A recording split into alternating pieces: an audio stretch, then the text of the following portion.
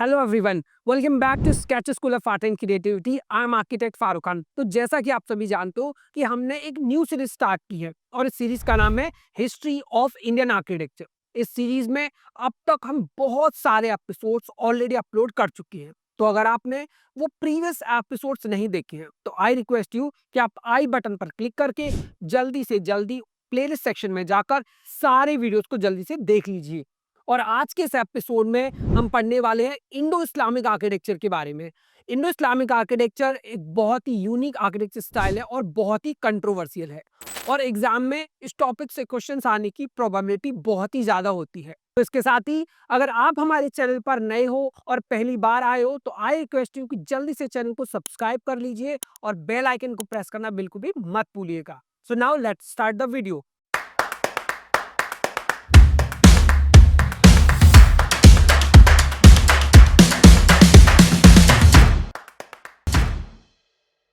तो आज का हमारा टॉपिक है Indo Islamic architecture. Indo Islamic architecture एक बहुत ही यूनिक आर्किटेक्चर स्टाइल है, लेकिन यूनिक होने के साथ साथ ये एक बहुत ही कंट्रोवर्शियल स्टाइल है। अब कंट्रोवर्शियल का मतलब क्या है? देखिए, विवादों से इसका पुराना नाता है। आप सभी ने कभी ना कभी न्यूज़ देखी होंगी, कभी ना कभी आपने न्यूज़ चैनल्स पर ऐसी न्यूज़ को जरूर सुना होगा जिनमें काफी लोग दावा करते हैं कि ताजमहल केवल मुगल आर्किटेक्चर स्टाइल का नहीं है, वो इंडो इस्लामिक आर्किटेक्चर का है या फिर वो किसी और पर्टिकुलर आर्किटेक्चर स्टाइल से बिलोंग करता है। तो आज के इस एपिसोड में आपके उन तमाम कंट्रोवर्शियल क्वेश्चंस का, तमाम उन डाउट्स का आपको आंसर मिलने वाला है। तो इसलिए वीडियो को आपको बहुत ही ध्यान से देखना है। अब इसके साथ ही ये वीडियो नाटा इन जेबीएफ पेपर 2 के लिए भी बहुत ही ज्यादा इंपॉर्टेंट इसलिए है क्योंकि इस स्टाइल में बहुत सारे आपके ऐसे पॉपुलर मॉन्यूमेंट्स हैं जो इस कैटेगरी में आते हैं। अगर मैं बात करूं ताजमहल की तो ताजमहल भी इस कैटेगरी में फॉल होता है। ताजमहल हो, फतेहपुर सीकरी कॉम्प्लेक्स हो, दिल्ली का कुतुब मीनार हो, आगरा का लाल किला हो, दिल्ली का लाल किला हो, वो सारे इसी कैटेगरी में फॉल होते हैं। तो चलिए अब वीडियो को स्टार्ट करते हैं। अब सबसे पहले हम समझ लेते हैं कि इंडो इस्लामिक आर्किटेक्चर का मतलब क्या है। अगर कोई भी हम टर्म पढ़ते हैं तो सबसे पहले उस टर्म को हमें अच्छे से समझना चाहिए। क्लियर? अगर आप उस टर्म को समझ लेते हैं तो आर्किटेक्चर के फील्ड में आपसे कोई भी क्वेश्चन मिस नहीं हो पाएगा। तो सबसे पहले हम समझते हैं अपने फर्स्ट वर्ड को जिसका नाम है इंडो। अब देखिए इंडो का मतलब क्या है? तो इंडो का मतलब है Indian and second word is Islamic. Clear? Islam religion से रिलेटेड है और उसी से ओरिजिनेटेड वर्ड है इस्लामिक, यानी कि जो हमें मुगल्स के बारे में बताएगा, मुस्लिम रूलर्स के बारे में बताएगा। क्लियर? तो इट इज इस्लामिक। अब जब आप इंडियन स्टाइल को और इस्लामिक स्टाइल को दोनों को आप मिक्स करते हो, दोनों को जब आप ब्लेंड करते हो तो उस फ्यूजन वाले, उस नए फ्यूजन को, उस नई स्टाइल को हम कहते हैं इंडो इस्लामिक आर्किटेक्चर। क्लियर? तो इंडो इस्लामिक आर्किटेक्चर में आपके दोनों ही स्टाइल होते हैं। इंडियन स्टाइल भी आपका होगा, इन सेकंड आपका इस्लामिक आर्किटेक्चर का स्टाइल भी होगा। अब देखिए, अगर हम इसके एग्जांपल्स की बात करें तो मेरे राइट हैंड पर आपको कुतुब मीनार कॉम्प्लेक्स की फोटो दिख रही होगी। सो this is your Qutub Minar complex, ये आपकी कुतुब मीनार है। क्लियर? अगर दिल्ली में आप कभी आए हैं तो आपने कभी ना कभी इसको देखा होगा या न्यूज में भी कभी सुना होगा, बुक्स में भी बचपन में जरूर पढ़ा होगा। सो this is your Qutub Minar complex. Qutub Minar complex is an example of Indo Islamic architecture. थोड़ा क्लियर कर लेते हैं। अब मेरे लेफ्ट साइड पर आपको एक और एग्जांपल देखने को मिल रहा होगा and this is Humayun Tom Delhi. अब हुमायूं का मकबरा दिल्ली में बना हुआ है, ये बात आपको ऑलरेडी पता है, बट इसका आर्किटेक्चर स्टाइल शायद आपको ना पता हो। तो ये भी एग्जांपल है आपका इंडो इस्लामिक आर्किटेक्चर का। अब ये दो एग्जाम्पल्स ही मैंने क्यों लिए, वो इसलिए क्योंकि यही दो एग्जाम्पल्स ऐसे हैं जो बहुत ज्यादा कॉमन है। क्योंकि जब भी हम बात करते हैं ताजमहल की तो काफी लोगों को लगता है वो मुगल आर्किटेक्चर का एग्जाम्पल है। डिटेल में और भी समझेंगे कि वो मुगल आर्किटेक्चर का भी एग्जाम्पल है और इंडो इस्लामिक आर्किटेक्चर की कैटेगरी में भी वो आता है। तो इन दोनों ही पॉइंट्स को हम बहुत डिटेल में समझेंगे, अभी आगे आपके स्लाइड्स आने वाली है। बट फिलहाल आप ये समझे कि कुतुब मीनार कॉम्प्लेक्स और हुमायूं टॉम दिल्ली दोनों ही इंडो इस्लामिक आर्किटेक्चर के बहुत ही फेमस एग्जाम्पल्स हैं। तो अब हम बहुत ही सिंपल वर्ड्स में समझेंगे कि इंडो इस्लामिक आर्किटेक्चर है क्या। तो हमारे फर्स्ट पॉइंट में है mix of Indian and Islamic style. तो ये बात मैंने आपको पहले भी बताई है कि इंडो इस्लामिक में आपका इंडियन स्टाइल भी होगा। अब इस इंडियन स्टाइल का मतलब क्या है कि ऐसे मोटिव्स, ऐसे एलिमेंट जो हमको इंडियन आर्किटेक्चर में देखने को मिलते हैं। अब second, Islamic style. Islamic style, Islamic motifs and Islamic architecture के एलिमेंट्स। अगर मैं बात करूं दोनों की कोई एक एक एग्जांपल की, तो देखिए इंडियन स्टाइल का एक एलिमेंट है छतरी। तो छतरी एक इंडियन आर्किटेक्चर का मोटिव है, या आप इसका एक एलिमेंट मान सकते हो। एंड इस्लामिक स्टाइल की अगर मैं बात करूं तो इसका एग्जांपल है डोम। एंड छतरी और डोम को अभी हम डिटेल में आगे आने वाली स्लाइड्स में भी जरूर कवर करेंगे। क्लियर? तो it is a mix of Indian and Islamic style. अब बात कर लेते हैं हम इसके टाइम पीरियड की। तो टाइम पीरियड की अगर हम बात करें तो 12th सेंचुरी से 18th सेंचुरी का जो हमारा टाइम पीरियड है, that is a time period of Indo Islamic architecture. इसका मतलब क्या है कि इंडो इस्लामिक आर्किटेक्चर आपका स्टार्ट होता है 12th सेंचुरी से, जब मुस्लिम रूलर्स इंडिया आए और उन्होंने दिल्ली सल्तनत स्टार्ट किया। क्लियर? एंड 18th सेंचुरी को लास्ट माना जाता है क्योंकि इसके बाद ब्रिटिशर्स आ गए और ब्रिटिश हुकूमत के साथ ही दिल्ली सल्तनत खत्म हो गया। अब सबसे पहले हम ये समझते हैं कि इंडो इस्लामिक आर्किटेक्चर स्टार्ट कब हुआ। तो इंडो इस्लामिक आर्किटेक्चर को स्टार्ट हुआ जब दिल्ली की सल्तनत स्टार्ट हुई। एंड पीक टाइम कब रहा? मुगल आर्किटेक्चर का जो पीरियड था, मुगल्स का जो टाइम था, that was the peak time. Clear? अब इसका मतलब क्या है, क्योंकि जो मुगल आर्किटेक्चर था उस टाइम, ये जो आर्ट थी, ये जो आर्किटेक्चर था, इसके सबसे बेहतरीन एग्जांपल्स हमें देखने को मिले। So that was the peak time. Clear? And जब ब्रिटिशर्स की हुकूमत आ गई तब आपका खत्म हो गया इंडो इस्लामिक पीरियड। और अगर हम बात करें कि क्या हम इंडो इस्लामिक आर्किटेक्चर में केवल आर्किटेक्चरल स्टाइल्स को ही मिक्स करते हैं, तो नहीं। ये ब्लेंड है बेसिकली आपके इंडियन कल्चर का और इस्लामिक कल्चर का। इसमें इस्लामिक कल्चर, इंडियन कल्चर दोनों को मिक्स किया गया है।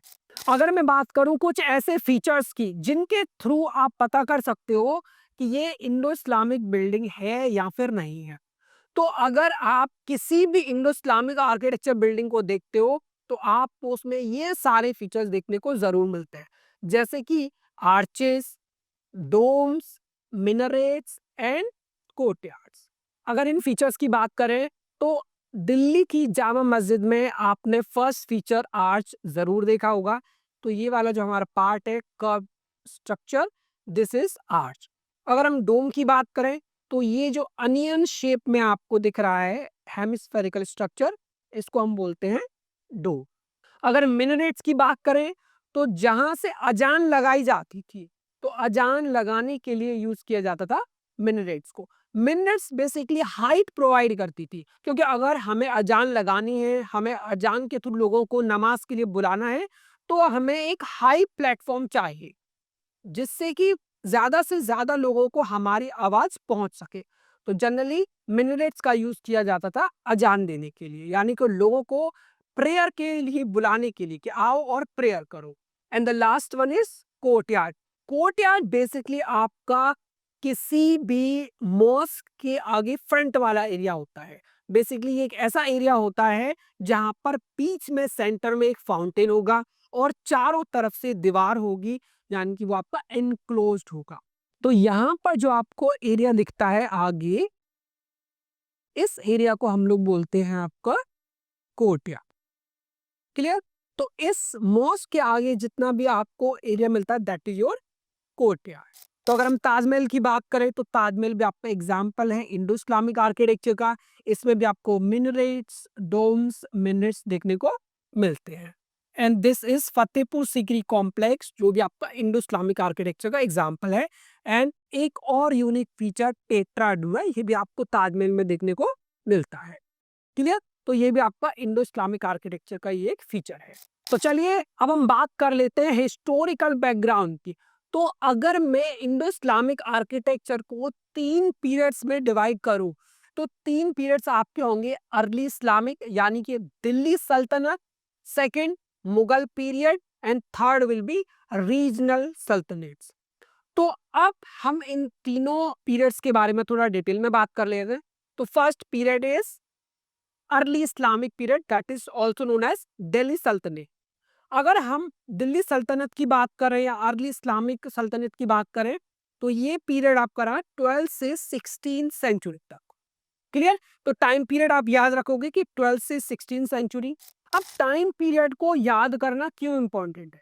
तो काफी बार स्टूडेंट्स क्लास में मुझसे ऐसा पूछते हैं कि फारूक सर हमें ये बताइए कि क्या टाइम पीरियड्स को याद रखना इंपॉर्टेंट है? क्या नाटा एंड जेईबीआर में टाइम पीरियड से रिलेटेड क्वेश्चंस आते हैं? तो आंसर है नो। आर्किटेक्चर के किसी भी एग्जाम में, चाहे वो नाटा हो चाहे फिर वो जेईबीआर को, कभी भी डायरेक्ट क्वेश्चंस नहीं आते कि जो मुगल आर्किटेक्चर है वो किस टाइम में बना या अर्ली इस्लामिक सल्तनत है वो उसका टाइम पीरियड क्या था। तो इस तरीके से एग्जाम में क्वेश्चंस नहीं आते हैं। बट अगर आप ये टाइम पीरियड याद रख सकते हो तो इससे आपका ही बेनिफिट है। फॉर एग्जाम्पल, अगर मैं बात करूं 12th एंड 16th सेंचुरी के अर्ली इस्लामिक की यानी कि दिल्ली सल्तनत की, क्लियर? तो दिल्ली सल्तनत का जो टाइम है वो मुझे दिखता है 12 से 16 सेंचुरी।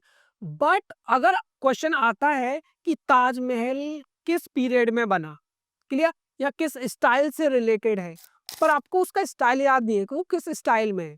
बट अगर आपको उसका टाइम याद है कि वो 16 से 18 सेंचुरी बीच में बना, अगर मैं इसका आंसर दूं तो हम सबको पता है कि ताजमहल आपका 17 सेंचुरी में बना। तो अगर आपको ये याद है कि वो 17 सेंचुरी में बना तो इसका मतलब 16 और 18 के बीच में आपका 17 आता है।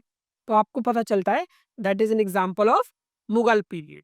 ठीक है? तो वो आपका दिल्ली सल्तनत का एग्जाम्पल नहीं है, वो आपका रीजनल सल्तनत का एग्जाम्पल नहीं है, वो आपका एग्जाम्पल है मुगल पीरियड का। तो ये जो टाइम पीरियड होता है ये आपको सिस्टमैटिकली सीक्वेंस में और क्रोनोलॉजी को याद करने में आपकी हेल्प करता है, जिससे आपके जो कॉन्सेप्ट होते हैं वो क्लियर होते हैं। तो चलिए अब हम एग्जाम्पल्स की बात कर लेते हैं। तो अर्ली इस्लामिक यानी कि दिल्ली सल्तनत के एग्जाम्पल्स की हम बात करें तो उसमें आपका कुतुब मीनार है, अलाई दरवाजा है और इसके साथ भी बहुत सारे एग्जाम्पल्स हैं।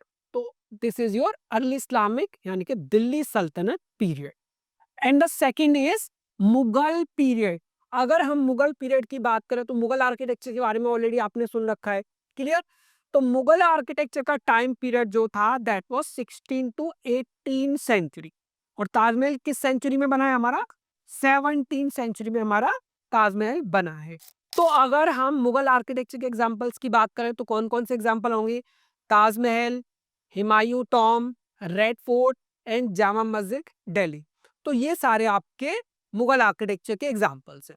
अब यहाँ पर आप लोगों को एक कंफ्यूजन हो रही होगी कि सर एक तरफ तो आप ये कहते हो कि ये ताजमहल मुगल आर्किटेक्चर का एग्जाम्पल है, दूसरी तरफ आप कहते हो कि ये इंडो इस्लामिक आर्किटेक्चर का भी एग्जाम्पल है। तो क्या एक बिल्डिंग दो आर्किटेक्चर स्टाइल का एग्जाम्पल हो सकती है? तो इसका जवाब है बिल्कुल हाँ। तो एक बिल्डिंग दो आर्किटेक्चर स्टाइल का एग्जाम्पल हो सकती है। अब चलिए मैं इसको आपको थोड़ा डिटेल में समझाता हूँ। बेसिकली जो वर्ड है इंडो इस्लामिक, क्या वर्ड है आपका? Indo Islamic. तो इंडो इस्लामिक क्या है? एक अम्ब्रेला वर्ड है। क्या है? एक अम्ब्रेला वर्ड है। इसका मतलब क्या है कि ये एक बहुत ही बड़ा टर्म है, एक ब्रॉड टर्म है। इसके अंदर हमारी कैटेगरीज आपकी आ जाती हैं अर्ली इस्लामिक, मुगल पीरियड और रीजनल सल्तनत। क्लियर? तो अगर हम पूरे इंडो इस्लामिक आर्किटेक्चर की बात करें तो इसके अंदर जो रूलर्स आते थे वो बहुत अलग अलग ट्राइब से आते थे, अलग अलग फैमिली से आते थे, अलग अलग बैकग्राउंड से आते थे और अलग अलग रीजन से आते थे। लेकिन अगर मैं बात करूं मुगल पीरियड की, तो मुगल पीरियड के जो रूलर्स थे, जो राजा थे, वो केवल एक ही फैमिली से आते थे जो बहुत रॉयल थी। तो अगर हम पूरे इंडो इस्लामिक की बात करें तो उसमें बहुत सारे राजाओं की, बहुत सारे रूलर्स की हम बात करें तो अलग अलग फैमिलीज, अलग अलग ट्राइब से आते थे। बट जब भी हम मुगल आर्किटेक्चर की बात करेंगे तो वो आपका केवल एक रॉयल फैमिली से ही आते हैं। तो यस, ताजमहल आपका मुगल आर्किटेक्चर का भी एग्जाम्पल है, लेकिन क्योंकि इंडो इस्लामिक एक अम्ब्रेला टर्म है तो ये आपका इंडो इस्लामिक आर्किटेक्चर का भी एग्जाम्पल है। अब काफी सारे स्टूडेंट क्लास में पूछते हैं मुझसे पढ़ाते टाइम कि सर अगर ऐसा हो गया कि ऐसा एग्जाम्पल आ गया कि बताइए कि ताजमहल इंडो इस्लामिक आर्किटेक्चर का एग्जाम्पल है या फिर मुगल आर्किटेक्चर, तो देखो ऐसे क्वेश्चंस नहीं आते हैं। जब भी वो आपको कोई भी क्वेश्चन देंगे तो आपको एकदम स्ट्रेट फॉरवर्ड देंगे तो अगर वो चाहेंगे आपको कि मुगल पीरियड के बारे में पूछना, तो वो आपको मुगल पीरियड का एग्जांपल देंगे, वहाँ पर वो आपको इंडो इस्लामिक ऑप्शन में नहीं देंगे। बट अगर उनको इंडो इस्लामिक आंसर चाहिए होगा, वो जानना चाहते हैं कि आपको उसके बारे में पता है कि नहीं है, तो फिर वो आपको मुगल पीरियड का नाम ऑप्शंस में नहीं देंगे। Now let's move to the regional Sultanat. अब इंडो इस्लामिक में आपका रीजनल सल्तनत भी आती है। उसमें जो टाइम पीरियड था दैट वाज 13 से 16 सेंचुरी का टाइम पीरियड रहा। तो इसमें आप देखिए कौन-कौन से रीजन्स आएँगे, तो डेक्कन रीजन, गुजरात एंड बंगाल। अगर हम बात करें इन रीजनल सल्तनत के एग्जांपल्स का, तो गोल गुम्बज बीजापुर में है, सिद्दी सैयद मॉस्क और आपका अदीना मॉस्क। गोल गुम्बज जो कि बीजापुर में, जिसका नाम अब बदल दिया गया है, वो आप सर्च कर सकते हो कि क्या रख दिया गया है, एंड या फिर आप कमेंट बॉक्स में कमेंट करके बता सकते हो। And second Siddi Sayyed mosque and third is Adina mosque. तो अब हमने पढ़ लिया कि इसका जो हिस्टोरिकल बैकग्राउंड था इंडो इस्लामिक आर्किटेक्चर का, वो क्या था।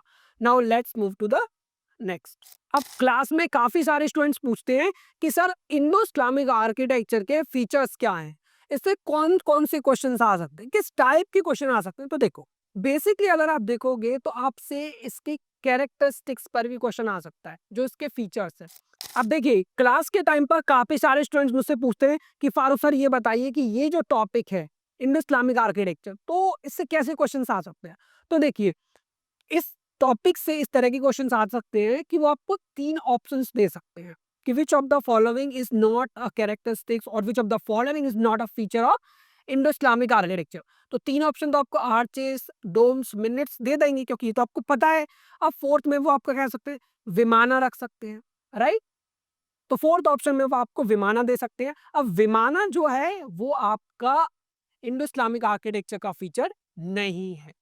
अब विमाना क्या है, तो विमाना पर एक वीडियो हम ऑलरेडी अपलोड कर चुके हैं, तो अगर आपने वो वीडियो नहीं देखा है, अब वो वीडियो कौन सा है, नगाड़ा आर्किटेक्चर का या फिर द्रविडियन आर्किटेक्चर का, ये आपको कमेंट सेक्शन में बताना है। क्लियर। तो उस वीडियो को आपको देखना है and then you will get to know what is विमाना।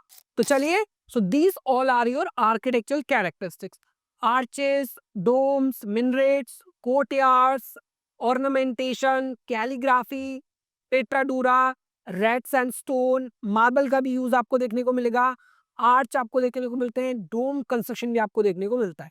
Clear. सो अभी हमने यहाँ पे इनको ब्रीफ में पढ़ा है, बट अब हम इनको थोड़ा डिटेल में भी पढ़ेंगे। तो कोई भी बिल्डिंग हो, चाहे फिर वो ताजमहल हो या दिल्ली का कुतुब मीनार कॉम्प्लेक्स हो, वहां पर आपको ये सारे फीचर्स देखने को मिलते हैं। So now let's move to the first feature of Indo Islamic architecture. तो इंडो इस्लामिक आर्किटेक्चर का हमारा फर्स्ट फीचर है आर्च। क्लियर। अब ये आर्च क्या है, तो देखिए आर्च बेसिकली किसी भी कर्व्ड स्ट्रक्चर को हम बोलते हैं। तो अगर आप ताजमहल जाते हो तो आपको एक स्ट्रक्चर देखने को मिलता है जिसका शेप कर्व्ड होता है बेसिकली।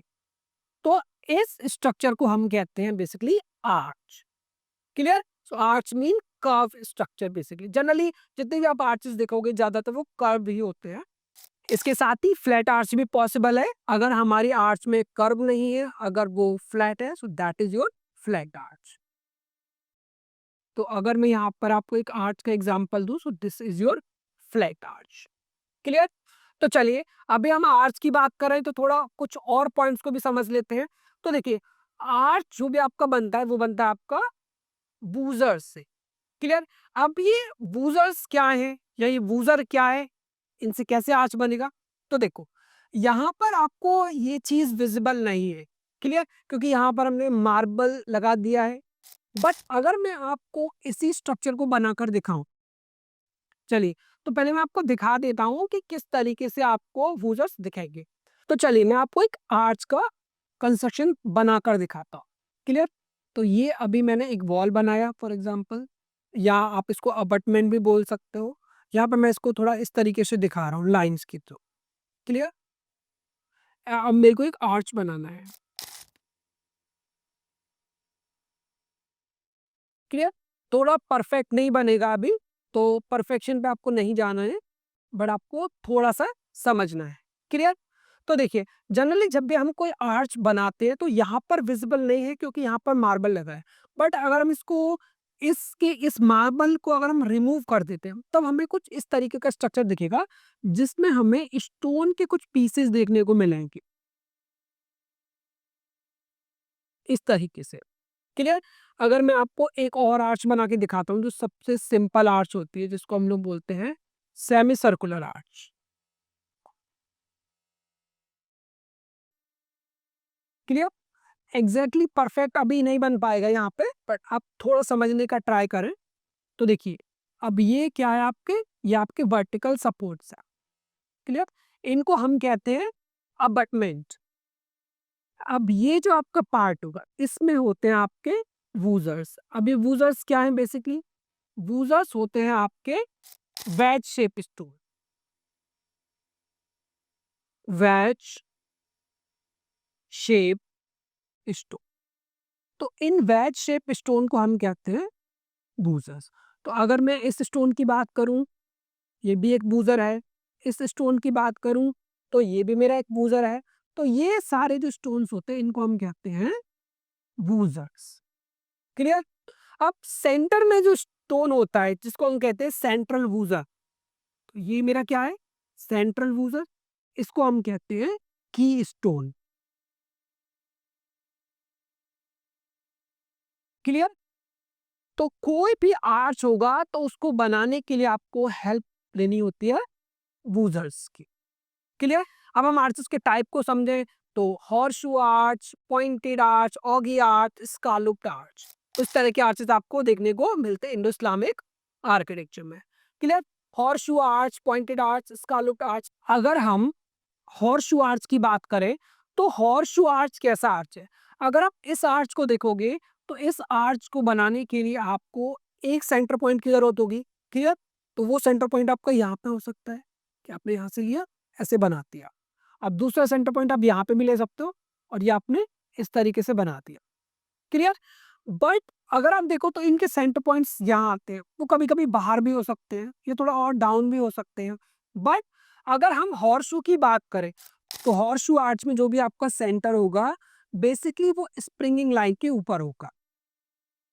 क्लियर? अब ये स्प्रिंगिंग लाइन क्या है? तो देखो, एक ऐसी लाइन जो इमेजिनरी लाइन है, वो रियल में एग्जिस्ट नहीं करती है, बट वो उन दो पॉइंट्स को मिलाकर बनाई जाती है जहां से आर्च स्टार्ट होता है। तो अब हमारा ये जो आर्च है ताजमहल में, ये स्टार्ट होता है हमारा इस पॉइंट से। तो जिस पॉइंट से आर्च स्टार्ट होती है उसको हम कहते हैं स्प्रिंगिंग पॉइंट। तो आप इस स्प्रिंगिंग पॉइंट से मेरा आर्च उठा और सेकंड पॉइंट ये है। तो इन दोनों पॉइंट्स को जो मिलाने वाली लाइन होती है, इमेजिनरी लाइन, इसको हम कहते हैं स्प्रिंगिंग लाइन। अब यहाँ पर सेंटर क्या है? स्प्रिंगिंग लाइन पर आ रहे हैं। क्लियर? इससे नीचे भी आ सकते हैं, बट यहाँ पर जो सेंटर पॉइंट होता है जिससे आप इस आर्च को बनाओगे, क्लियर, वो आपका हमेशा स्प्रिंगिंग लाइन के ऊपर होता है। तो this is your horseshoe arch. Clear? अगर हम पॉइंटेड आर्च की बात करें तो ये जो आर्च है ये भी आपका पॉइंटेड आर्च की कैटेगरी में आता है, क्योंकि यहाँ पर आपको एक पॉइंट देखने को मिलता है। जो दो कर्व्स आप बनाते हो बेसिकली वही पॉइंट पर मिलते हैं। And the last one is scalloped arch. अभी आपका स्कैलोप्ड आर्च क्या है? तो स्कैलोप्ड आर्च बेसिकली आपका एक मल्टीफॉयल आर्च होता है। अगर आपको किसी एक आर्च में बहुत सारे कर्व्स देखने को मिलते हैं तो उस आर्च को हम कहते हैं स्कैलोप। क्लियर? तो स्कैलोप हो या फिर आपका ऑगी आर्च हो, पॉइंटेड आर्च हो, हॉर्सशू आर्च हो, ये सभी आपको इंडो इस्लामिक में भी देखने को मिलते हैं। अगर हम बात करें इनके फंक्शन की तो आर्चेस को बनाया जाता है बेसिकली लार्ज ओपनिंग्स के लिए, और ये डेकोरेटिव ब्यूटी भी इसमें इंक्लूड करती है। तो जनरली आपको ये गेटवेज में या मॉस्क के एंट्रेंस पर आपको देखने को मिलते हैं। इंडो इस्लामिक आर्किटेक्चर का जो हमारा सेकंड फीचर है दैट इज डोम। अब ऐसा हो नहीं सकता कि आपने कभी डोम देखा नहीं हो। तो डोम बेसिकली आपका एक हेमिस्फेरिकल स्ट्रक्चर होता है। तो ताजमहल के ऊपर जो आपको ये हेमिस्फेरिकल स्ट्रक्चर दिख रहा है, जो लगभग ऐसा है जैसे मैंने किसी फुल बॉल को कट करके हाफ कर दिया। सो दिस इज योर डोम। तो ये जो पोर्शन है, ये जो हेमिस्फेरिकल स्ट्रक्चर है, इसको हम कहते हैं डोम। तो इंडो इस्लामिक आर्किटेक्चर में आपको ये डोम्स देखने को मिलते हैं। Clear? So this is also an example of dome. अगर हम डोम के टाइप्स की बात करें तो इंडो इस्लामिक आर्किटेक्चर में भी काफी सारे टाइप्स के डोम यूज किए गए हैं। जैसे आपका अनियन डोम जो आपके एक प्याज के शेप के जैसा होता है, बल्बस डोम, रिप्ड डोम। अगर हम बात करें कि ये किसको सिंबलाइज करते हैं तो ये डोम सिंबलाइज करते हैं आपके हेवन को। क्लियर? और इसके साथ ही इन डोम का फंक्शन है अकॉस्टिक्स को भी इम्प्रूव करना। अब हमारा थर्ड फीचर है इंडो इस्लामिक आर्किटेक्चर का मिनरेट यानी कि मीनार। अब ये मिनरेट है क्या? तो देखिए सबसे पहले हम समझ लेते हैं कि मिनरेट जो है एक वर्टिकल स्ट्रक्चर है। वर्टिकल स्ट्रक्चर का मतलब क्या है कि इसकी हाइट इसकी विड्थ से काफी ज्यादा होती है। तो दिल्ली के कुतुब मीनार कॉम्प्लेक्स में ये जो मिनरेट आपको दिख रहा है it is also a minaret. Okay, यही मिनरेट है। क्लियर? बट अब देखिए काफी सारे बिल्डिंग्स में भी इसका यूज हुआ है। ताजमहल हो उसमें भी आपको मिनरेट्स देखने को मिलते हैं, हुमायूं टॉम हो उसमें भी आपको मिनरेट देखने को मिलते हैं। तो सबसे पहले हम समझ लेते हैं कि मिनरेट्स को बनाया क्यों जाता था, इनका पर्पस क्या था। तो मिनरेट्स बेसिकली वर्टिकल स्ट्रक्चर्स होते हैं, इनकी हाइट बहुत ज्यादा होती है। अब इनकी हाइट बहुत ज्यादा है तो उसका क्या मतलब है, तो जिन्होंने इसको बनाया उनको हाइट की बहुत जरूरत होगी। अब हाइट की हमें जरूरत क्यों पड़ती है? तो देखिए हाइट का जनरली अगर आप देखो अपनी लाइफ में भी रिलेट करके, तो हाइट से अगर आप कोई भी आवाज लगाते हो तो वो ज्यादा ऑडियंस तक पहुंचती है। तो इंडो इस्लामिक आर्किटेक्चर में मिनरेट्स को अजान देने के लिए बनाया जाता था। अजान क्या है? अजान बेसिकली लोगों को जब बुलाया जाता है कि आओ नमाज पढ़ो मस्जिद में आ जाइए, तो उस कॉल को हम कहते हैं अजान। क्लियर? कि लोगों को बुलाना, उनको कॉल करना। तो अजान देने के लिए ये यूज करते थे आपके मिनट्स, क्योंकि मिनट्स की हाइट बहुत ज्यादा होती थी। अब हाइट ज्यादा है तो ज्यादा ऑडियंस तक आवाज पहुंचेगी। तो ये था आपका मिनट्स का पथ। अब इसके साथ ही आप ज्यादा दूर तक देख भी सकते हो। तो काफी बार आपने देखा होगा कि वॉच टावर्स के लिए भी इनका यूज किया गया था। तो चलिए शॉर्ट्स में समझ लेते हैं। तो ये आपका एक टॉल स्ट्रक्चर होगा, स्लेंडर टावर्स होते हैं और मॉस्क इनके आसपास जरूर बनी होती है। इनको मल्टीपल स्टोरीज में हम बनाते हैं। क्लियर? और इसमें आपको बालकनी भी देखने को मिलती है। अब ये देखिए ये भी आपका एक बालकनी है। और अगर मैं कुतुब मीनार की बात करूं तो ये आपका बालकनी है, this is your balcony, this is your balcony and this too. तो बालकनी भी इसका एक इंपॉर्टेंट फीचर है। इंडो इस्लामिक आर्किटेक्चर का हमारा फोर्थ फीचर है कोर्टयार्ड्स एंड गार्डन्स। तो कोर्टयार्ड बेसिकली एक ओपन टू स्काई एरिया होता है। फॉर एग्जांपल अगर मैं बात करूं दिल्ली की जामा मस्जिद की, तो आप दिल्ली की जामा मस्जिद में देखोगे कि ये आपका मॉस्क है। क्लियर? जो आपका मेन मॉस्क है जिसके अंदर नमाज पढ़ी जाएगी। एंड ये आपका एंट्रेंस है, ये भी आपका एंट्रेंस है।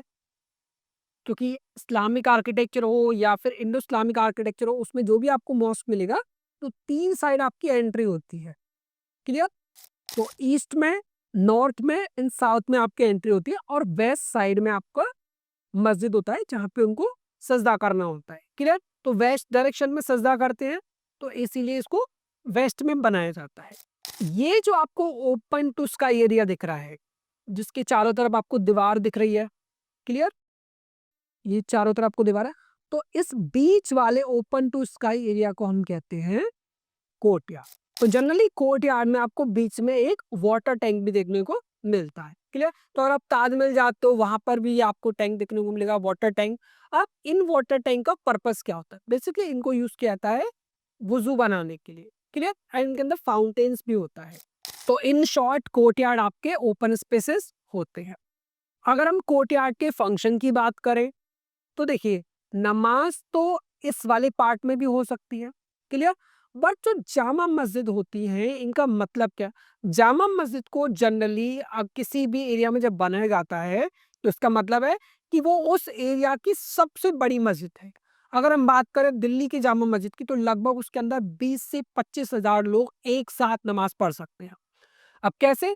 तो उनके नमाज पढ़ने के लिए हम बनाते हैं ये कोर्टयार्ड। क्लियर? तो इस कोर्टयार्ड में भी वो प्रेयर अपना कर सकते हैं। तो it is used for prayers, या उसके अलावा कोई और गैदरिंग है तब वो गैदरिंग की जा सकती है। अब इसके साथ ही अगर हम एक कॉन्सेप्ट की बात करें जिसके बारे में ऑलरेडी हम पढ़ भी चुके हैं काफी बार, दैट इज द चार बाग कॉन्सेप्ट। तो चार बाग कॉन्सेप्ट आपका क्या है कि किसी भी स्ट्रक्चर के साथ आपको 4 गार्डन्स बनाने होते हैं। बेसिकली हम पहले क्या करते थे, पहले हम एक बड़ा गार्डन बनाते थे। बट इन्होंने क्या किया, इन्होंने एक ही गार्डन को 4 पार्ट्स में डिवाइड किया।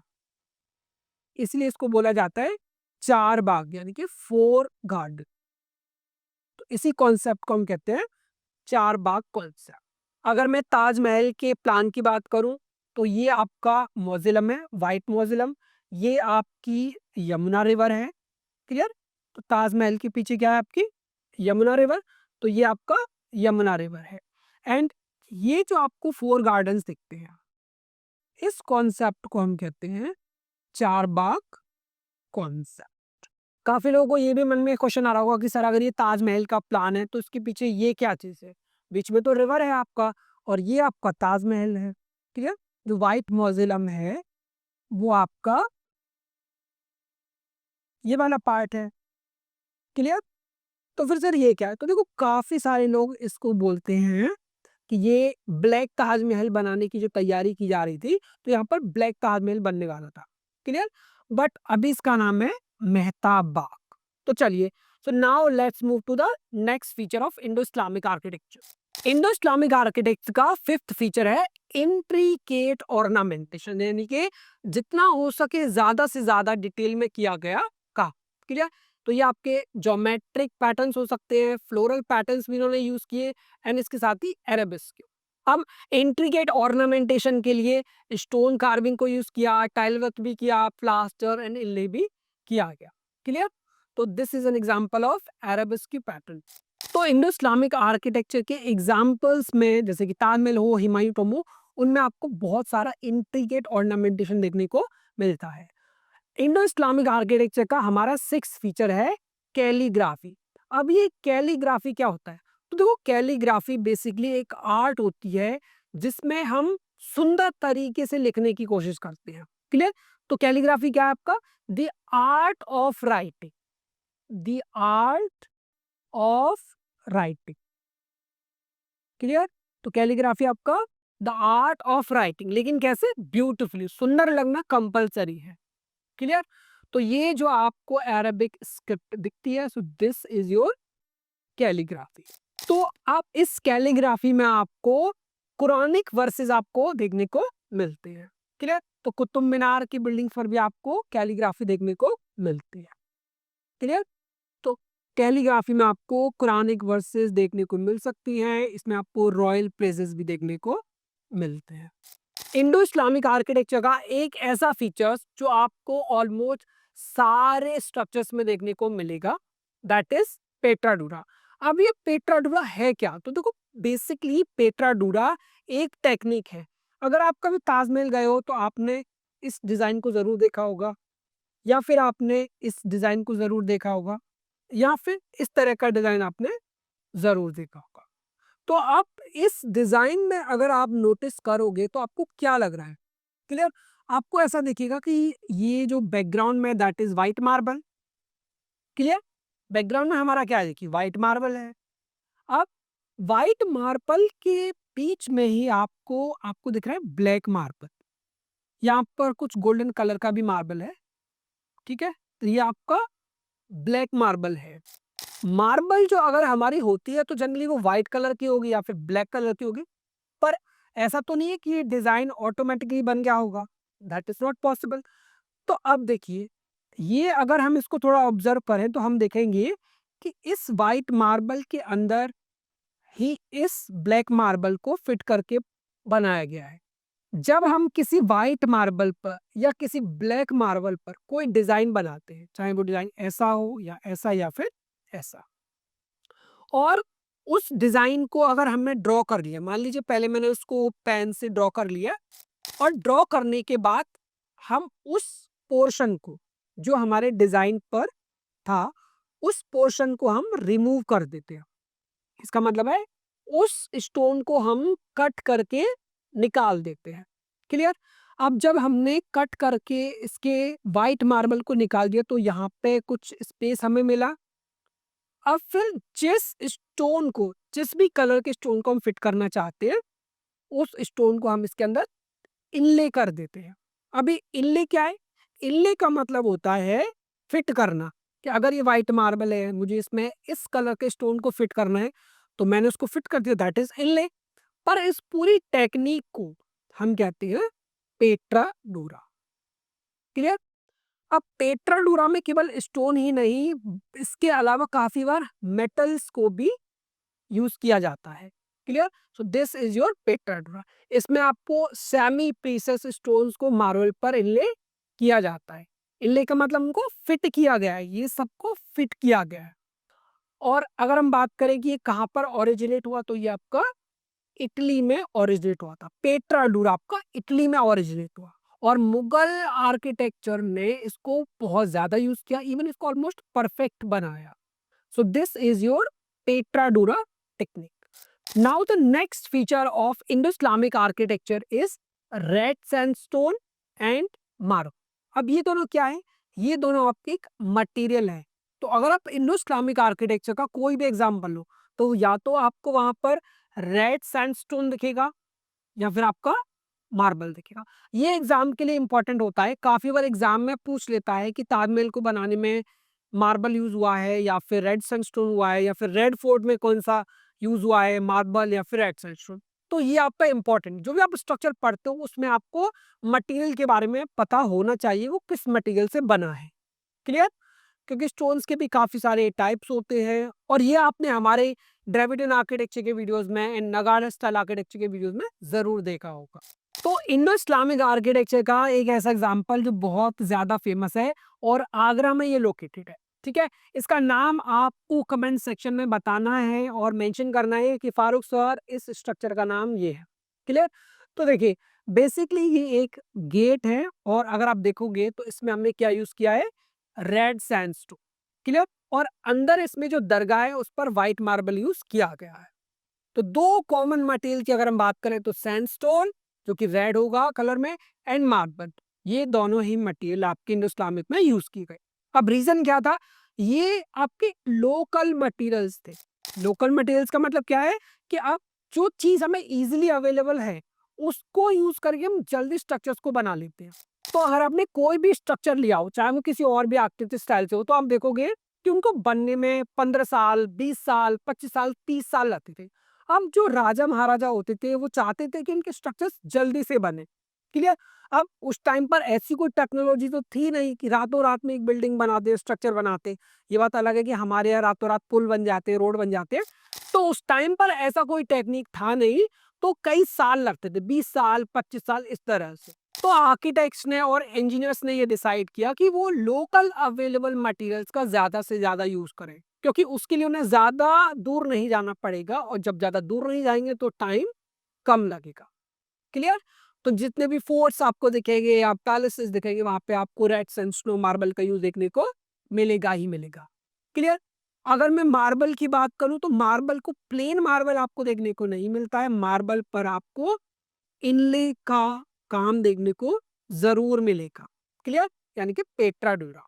Now let's talk about the last feature of Indo-Islamic architecture, and that is arch and dome construction. Okay, तो इंडो इस्लामिक आर्किटेक्चर का 9th फीचर, जिसको मैं अभी लास्ट फीचर बोल रहा हूँ, दैट इज आर्च एंड डोम। तो आर्च आपको हमेशा देखने को मिलता है इंडो इस्लामिक आर्किटेक्चर में। तो अगर मैं डोम की बात करूं तो डोम आपका बेसिकली हेमिस्फेरिकल स्ट्रक्चर होता है, और ये हमने आपको ऑलरेडी एक्सप्लेन कर दिया है प्रीवियस स्लाइड्स में। क्लियर? तो आर्च एंड डोम आपका बेसिकली 9th फीचर है ऑफ इंडो इस्लामिक आर्किटेक्चर। अगर हम इस आर्च को ऑब्जर्व करते हैं तो हम देखते हैं कि इस आर्च में ये जो वेज शेप स्टोन यूज किए गए हैं, इन स्टोन्स को हम लोग बोलते हैं वूजर्स। क्लियर? अगर मैं बात करूं इस आर्च की, तो ये आर्च बेसिकली आपका स्टार्ट होता है यहां से। तो ये आपका वूजर है, this is also your voussoir, and this all stones are voussoirs. Clear? But जहां से भी आपकी आर्च स्टार्ट होती है, फॉर एग्जाम्पल अगर आपकी आर्च यहाँ से स्टार्ट हो रही है एंड ये आपका फर्स्ट वूजर है, क्लियर, तो हम इसको बोलते हैं स्प्रिंजर। क्लियर? तो ये आपका फर्स्ट वूजर है, इसको भी हम स्प्रिंजर बोलेंगे, और उसके साथ ही ये वाला और ये वाला भी वूजर आपका स्ट्रिंजर ही कहलाएगा। Clear? So these two first voussoirs are always called stringers. And center पे जो आपका स्टोन होता है, the central voussoir is known as key stone. इसको हम की स्टोन बोलते हैं। I hope it is clear to you. अगर हम आर्च के टाइप्स की बात करें तो बहुत सारी टाइप्स की आर्चेस होती हैं, बट जनरली हम यहाँ पर केवल आर्च की बात कर रहे हैं जो आपको इंडो इस्लामिक स्टाइल में देखने को मिलती है। तो ऑलवेज रिमेंबर कि ये वैज शेप के स्टोन से बनाई जाती है जिनको हम वूजर्स कहते हैं, वो मैं आपको ऑलरेडी एक्सप्लेन कर चुका हूँ। क्लियर। अगर हम डोम की बात करें तो ये आपका एक हेमिस्फेरिकल स्ट्रक्चर होता है और ये आपका ऐसे समझिए जैसे आपका एक प्रॉपर फुल एक बॉल थी बट आपने उसको बीच में से कट करके हाफ कर दिया। Okay, so this is your dome. Clear.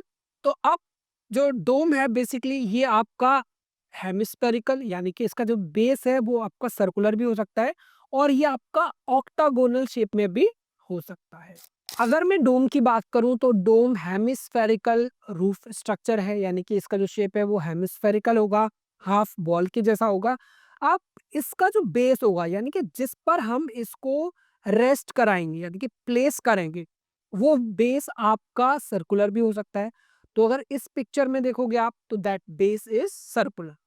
वही दूसरी तरफ इसका जो बेस है वो आपका पॉलीगोनल भी हो सकता है।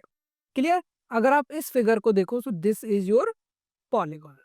तो चलिए अब हम बात करते हैं मुगल आर्किटेक्चर के फर्स्ट एम्परर के बारे में। तो इनका नाम था बाबर और बावन का जो शासन काल रहा जिस टाइम तक उन्होंने रूल किया that was from 1526 to 1530। Clear. 1526 से 1530 तक ये गद्दी पर बैठे, इन्होंने शासन किया, तब तक ये एम्परर रहे। क्लियर। तो अब जिस टाइम इन्होंने शासन किया तो काफी सारे आर्किटेक्चरल वंडर्स इन्होंने क्रिएट किए और ये इंडिया में पर्शियन स्टाइल और सेंट्रल स्टाइल को इंट्रोड्यूस करने वाले फर्स्ट एम्परर थे। क्लियर। अगर हम बात करें कि इन्होंने कौन से दो ऐसे मॉन्यूमेंट्स बनाए तो आगरा फोर्ट फर्स्ट मॉन्यूमेंट है, तो आगरा फोर्ट को बनाया बाबर ने। क्लियर। एंड सेकंड जो चार बाग का जो कॉन्सेप्ट था उसको भी कौन लेकर आए, बाबर। अगर हम इनके डिजाइन्स के बारे में बात करें तो इनके डिजाइन्स बहुत ही ज्यादा प्रैक्टिकल थे। इनको ऑर्नामेंटेशन से उतना ज्यादा लगाव नहीं था जितना शाहजहां को था, लेकिन इनकी जो डिजाइन की आइडियोलॉजी थी वो बहुत ज्यादा प्रैक्टिकल थी। इनका ऐसा मानना था कि जो भी इनका स्ट्रक्चर होना चाहिए वो बहुत स्ट्रांग होना चाहिए। इसीलिए इन्होंने जो आगरा फोर्ट बनाया दैट वाज फोर्टिफाइड। इनके जो भी स्ट्रक्चर्स थे बेसिकली वो फोर्टिफाइड होते थे। फोर्टिफाइड का मतलब क्या है कि जो चारों तरफ से बड़ी बड़ी दीवारों से घिरे हुए होते थे। इनका ऐसा मानना था कि जो दुश्मन है वो दुश्मन हमारे राज्य की सीमा में नहीं आना चाहिए, तो उसको वो फोर्टिफाइड करते थे। और बाबर ही वो एम्परर थे जिन्होंने मुगल आर्किटेक्चर की फाउंडेशन को लेड किया। So he laid the foundation for the Mughal architecture. So he is Emperor Babur. अब हम एम्परर बाबर के द्वारा बनाई हुई कुछ बिल्डिंग्स को स्टडी करेंगे। So now let's move to the first building.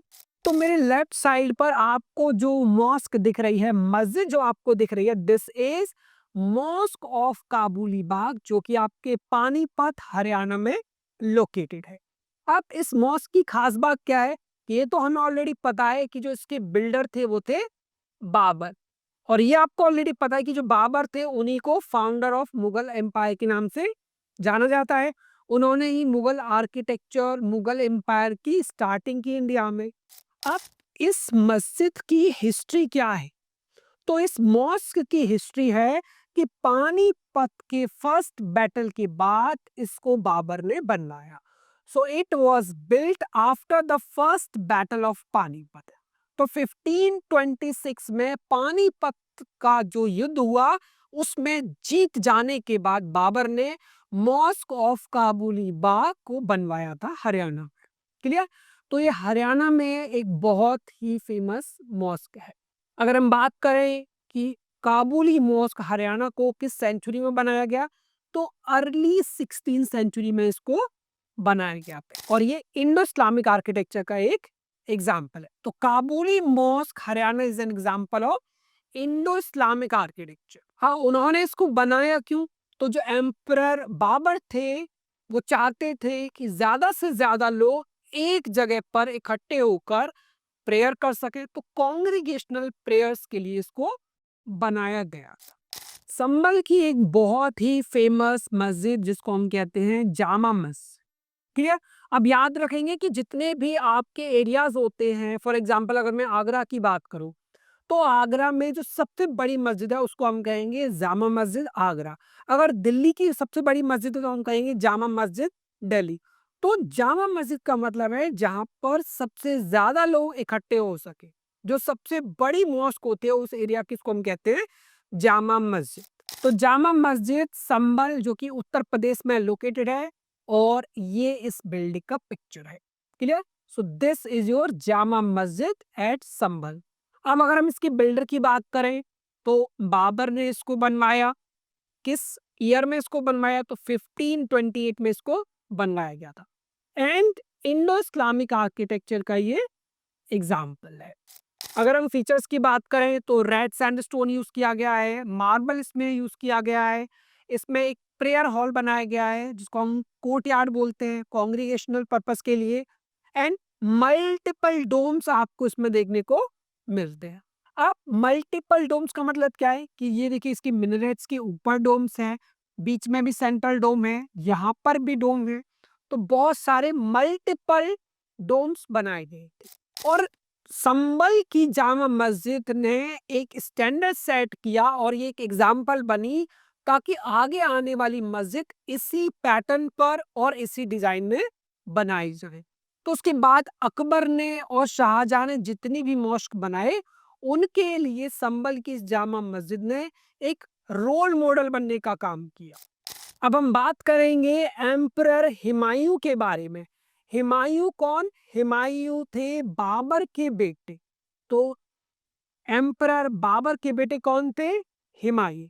अब हुमायूं किस टाइम तक और किस टाइम पीरियड के दौरान गद्दी पर रहे? तो 1530 से लेकर 1540 तक, इस पीरियड के दौरान वो गद्दी पर रहे, उनका शासन चला, उन्होंने गद्दी संभाली, एंड 1556 से 1556 तक। अब 1530 के बाद 1540 तक उन्होंने गद्दी संभाली, शासन किया, उसके बाद कहाँ चले गए? तो इसके बाद एक्चुअल में वो चले गए थे एग्जाइल पर। सो this is the picture of emperor Humayun. अगर हम हुमायूं के काम की बात करें तो उन्होंने पर्शियन आर्ट एंड आर्किटेक्चर को इंडिया में बहुत ज्यादा प्रमोट किया। और मेजर वर्क्स की बात करें तो दीन पनाह नाम से इन्होंने दिल्ली में एक सिटी है उसको इन्होंने बसाया, लेकिन किन्हीं पॉलिटिकल रीजंस की वजह से ये इनकम्प्लीट ही रह गई। और इनसे जुड़ी हुई एक बिल्डिंग जिसका नाम आपने जरूर सुना होगा, and that is Humayun Tom. Humayun Tom था, उसको बनवाया किसने था? तो देखो, हुमायूं टॉम को बनवाया था उनकी वाइफ एम्प्रेस बेगा बेगम ने, और एम्प्रेस बेगा बेगम का दूसरा नाम था हाजी बेगम। कुछ लोग इनको हाजी बेगम के नाम से भी जानते थे, क्लियर। अगर हम बात करें हुमायूं टॉम के आर्किटेक्ट के बारे में, तो मिराक मिर्जा गियास ने इस स्ट्रक्चर को डिजाइन किया था। एंड हुमायूं टॉम को प्रीकर्सर ऑफ द ताजमहल माना जाता है। प्रीकर्सर क्या है? प्रीकर्सर ऐसी बिल्डिंग होती हैं जो एक एग्जाम्पल सेट करती हैं और उनको देखकर हम किसी नई बिल्डिंग को बनाते हैं। So Humayun tomb is considered the precursor to the Taj Mahal. Now let's see some more examples for Indo Islamic architecture. तो this is your Humayun tomb. तो दिल्ली अगर आप कभी गए हो तो दिल्ली में है आपका हुमायूं टॉम। हाजी बेगम या फिर इम्प्रेस बेगा बेगम ने इसको बनवाया था, जिनको हम इम्प्रेस बेगा बेगम बोलते हैं, उनको हाजी बेगम के नाम से भी जाना जाता है। अब अगर हम इसके स्टाइल की बात करें तो इसमें पर्शियन और इंडियन स्टाइल को ब्लेंड किया गया है, यानी कि it is a fusion of Persian style and the Indian style, clear.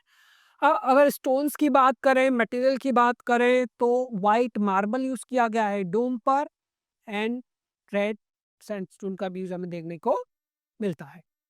And Humayun tomb is the first garden tomb in India. Babur के बेटे हुमायूं और हुमायूं के बेटे अकबर, क्लियर। तो अकबर जो थे ऑब्वियसली ये एक रॉयल फैमिली थी, तो राजा का बेटा ही अब तक राजा बनता चला आ रहा था। सो अकबर का जो टाइम रहा that was from 1556 to 1605। Clear? तो अकबर को दी अकबर ग्रेट के नाम से भी जाना जाता है। उसके काफी सारे रीजंस हैं, स्पेशली इनका जो रिलीजियस टॉलरेंस जो था उसके लिए इनको जाना जाता है। इन्होंने सारे धर्म को सब सारे स्पेशली स्पेशली इनको इनकी रिलीजियस टॉलरेंस के लिए जाना जाता है। इनके शासनकाल में इनके शासनकाल में इनके रूल के टाइम पर सारे लोगों को सभी लोगों को अपने धर्म की अपने रिलीजन की खुलकर प्रैक्टिस करने की आज़ादी थी, फ्रीडम थी। इसीलिए इनको अकबर द ग्रेट के नाम से भी जाना जाता है। अगर हम इनकी बिल्डिंग्स को देखें तो इनकी बिल्डिंग्स में Islamic elements, Persian elements, Hindu elements and Jain elements हमें देखने को मिलते हैं। क्लियर? अगर हम अकबर की एक बहुत ही फेमस बिल्डिंग को लें that is Fatehpur Sikri complex Agra. Fatehpur Sikri तो अकबर की एक बहुत ही फेमस बिल्डिंग जिसको हम लोग बोलते हैं फतेहपुर सीकरी कॉम्प्लेक्स। ये बिल्डिंग आपका आगरा में लोकेटेड है। अगर हम इसकी बात करें तो इसको किसने बनवाया? एम्परर अकबर ने इसको बनवाया। कब बनवाया? 1571 से 1585 के बीच में। क्लियर? ये बेसिकली अकबर का कैपिटल सिटी था, लेकिन पानी की कमी की वजह से due to the scarcity of water इसको अबेंडन कर दिया गया था। क्लियर? पानी की बहुत कमी हो गई थी। पहाड़ पर ये बना हुआ शहर है और पहाड़ पर बना हुआ ये कॉम्प्लेक्स था, तो पानी की वाटर की स्कैसिटी की वजह से इसको त्याग दिया गया, इसको अबेंडन कर दिया गया। अगर हम इसके स्टाइल की बात करें तो इस्लामिक आर्किटेक्चर, पर्शियन आर्किटेक्चर और हिंदू आर्किटेक्चर के एलिमेंट्स आपको इसमें देखने को मिलते हैं। And this is your Panchmahal, यानी कि 5 पैलेस के नाम से इसको जाना जाता है। And it is a UNESCO world heritage site. Agra fort को रेड फोर्ट आगरा के नाम से भी जाना जाता है, और ये आपका फोर्ट आगरा में लोकेटेड है। काफी बार बच्चे कंफ्यूज हो जाते हैं कि सर रेड फोर्ट आगरा में है या फिर रेड फोर्ट दिल्ली में है। तो आपको याद रखना है एक रेड फोर्ट आपका आगरा में है, एक रेड फोर्ट आपका दिल्ली में है। दोनों ही रेड फोर्ट हैं। क्लियर? तो ये आपको याद रखना है। बस आपको उनका पिक्चर को आपको देखना पड़ेगा, ऑब्जर्व करना पड़ेगा कि उनका पिक्चर किस तरीके से है। क्लियर? लास्ट टाइम एग्जाम में क्वेश्चन आया था कि आइडेंटिफाई दिस पिक्चर, तो काफी सारे स्टूडेंट्स इसको दिल्ली रेड फोर्ट करके आए थे, but it is red Fort in Agra. Clear? Picture को थोड़ा स्केच कीजिए, प्रैक्टिस कीजिए, तभी आपको याद रहेगा, अदरवाइज आप भूल जाओगे। क्लियर? तो अगर हम बात करें मटेरियल्स की तो रेड सैंडस्टोन इसमें यूज हुआ है, और इसमें व्हाइट मार्बल भी है, क्योंकि रेड फोर्ट के अंदर दीवाने खास और दीवाने आम होते हैं जिनको मार्बल का यूज करके भी बनाया जाता है। क्लियर? अगर हम प्लान की बात करें तो सेमी सर्कुलर इसका प्लान है। 94 एकर्स की लैंड को ये कवर करता है। इसके वॉल्स काफी ज्यादा मोटे हैं। Clear? And this is your Agra fort, that is red fort Agra. अब हम बात कर लेते हैं एम्परर जहांगीर के बारे में। तो एम्परर जो जहांगीर थे, इन्होंने भी आर्किटेक्चर में अपना कंट्रीब्यूशन दिया। 1605 से 1627 तक इन्होंने रूल किया। उसके साथ ही अगर हम स्टाइल की बात करें तो पर्शियन स्टाइल, इंडियन स्टाइल और सेंट्रल एशियन स्टाइल को इन्होंने ब्लेंड किया। इनके बिल्डिंग में हमें पेट्राडूरा देखने को मिलता है। उसके साथ ही चार बाग गार्डन कॉन्सेप्ट, कैलीग्राफी भी इनकी बिल्डिंग में देखने को मिलते हैं। Clear? Now let's see some buildings. Shalimar Bagh Jammu and Kashmir. तो अब हम बात करेंगे शालीमार बाग, जो कि श्रीनगर जम्मू एंड कश्मीर में लोकेटेड है। तो यहाँ पे पहले आप पिक्चर को थोड़ा सा ऑब्जर्व कीजिए। काफी सारे स्टूडेंट्स केवल थ्योरी को रटने में लगे रहते हैं, पिक्चर्स को आइडेंटिफाई नहीं करते। बट नाटा एंड जेईबी के एग्जाम में, स्पेशली आर्किटेक्चर के किसी भी एग्जाम में, आपको पिक्चर्स को आइडेंटिफाई करना कंपलसरी है। थ्योरेटिकल क्वेश्चन आए ना आए that's not compulsory, but picture को आइडेंटिफाई करने वाले क्वेश्चन हर एग्जाम में आते हैं, एंड स्पेशली नाटा एंड जेईबी के एग्जाम में। क्लियर? तो अगर हम शालीमार बाग की बात करें तो इसको बनवाया था एम्परर जहांगीर ने। क्लियर? और इसके स्टाइल की बात करें तो ये पर्शियन इंस्पायर्ड चार बाग कॉन्सेप्ट पर बना हुआ है। एंड फीचर्स की बात करें तो इसमें 3 टेरेसेस आपको देखने को मिलते हैं। क्लियर? इमेज में आप देखोगे 1, 2 एंड 3 टेरेसेस आपको देखने को मिलते हैं। और जो इसका गार्डन है बेसिकली उसको 4 पार्ट्स में डिवाइड किया गया है, जो मैंने आपको ऑलरेडी कॉन्सेप्ट एक्सप्लेन किया था। एंड शालीमार बाग से आपको डल लेक का एक बहुत ही सुंदर व्यू देखने को मिलता है। शाहजहां एक ऐसा एम्परर जिसको उसकी कला से प्रेम करने की खातिर उसको जेल में कैद कर दिया उसके अपने ही बेटे ने। तो yes, he is none other than Shahjahan. तो शाहजहां को उनके बेटे ने एक जेल में कैद कर दिया और वो जेल थी आपका आगरा फोर्ट में। और उस जेल में बंद रहकर ही वो जेल की सलाखों से ताजमहल को देखते थे। और मुगल आर्किटेक्चर का एक ऐसा राजा, एक ऐसा एम्परर जिसने आर्ट एंड आर्किटेक्चर को पीक पर पहुंचा दिया, तो उनमें सबसे ऊपर जो फर्स्ट रैंकिंग पर आते हैं वो है एम्परर शाहजहां। क्लियर? और इनके टाइम को golden age of Mughal architecture के नाम से जाना जाता है। ये ग्रैंडर के लिए जाने जाते हैं। इन्होंने ऑपुलेंस पे काम किया। सिमेट्री इनकी बिल्डिंग्स में हमें देखने को मिलती है। सो ही इज एम्परर शाहजहां। अब कुछ इनके द्वारा बनवाई गई बिल्डिंग्स को देख लेते हैं। 7 अजूबों में से एक अजूबा जिसका नाम है ताजमहल, और पूरी दुनिया से अरबों खरबों मिलियंस की तादाद में लोग इसको देखने के लिए आते हैं। अब ताजमहल को बनवाया किसने? शाहजहां ने बनवाया। अगर इसके आर्किटेक्ट की बात करें तो आर्किटेक्ट अहमद लाहौरी ने इसको डिजाइन किया और उनके असिस्टेंट आर्किटेक्ट थे उस्ताद ईशा खां। तो दोनों ने मिलकर इसको डिजाइन किया था। अब चलिए बात कर लेते हैं शाहजहां के बारे में। तो शाहजहां ने इस वाइट मौज़ेलम को बनवाया था अपनी वाइफ मुमताज महल की याद में। वो अपनी पत्नी से, अपनी वाइफ से बहुत ज्यादा लव करते थे, बहुत ज्यादा प्यार करते थे, और उस मोहब्बत की खातिर उन्होंने ये बनवाया था। और आज भी पूरी दुनिया से प्रेमी इसको देखने के लिए आते हैं। एंड ताजमहल में आपको Persian and Indian and Islamic style का ब्लेंड देखने को मिलता है। एंड ताजमहल को 1983 में यूनेस्को के द्वारा वर्ल्ड हेरिटेज साइट की लिस्ट में इंक्लूड कर लिया गया। एंड ताजमहल में जो मार्बल यूज हुआ है उसके बारे में ऐसा बोला जाता है कि इसकी मार्बल मॉर्निंग से लेके इवनिंग तक काफी सारे अलग अलग कलर चेंजेस करती है। तो चलिए अब हम बात कर लेते हैं ताजमहल के कुछ बहुत ही खास फीचर्स के बारे में। तो ताजमहल के अगर हम की फीचर्स की बात करें तो पहला इसका फीचर है सेंट्रल डोम।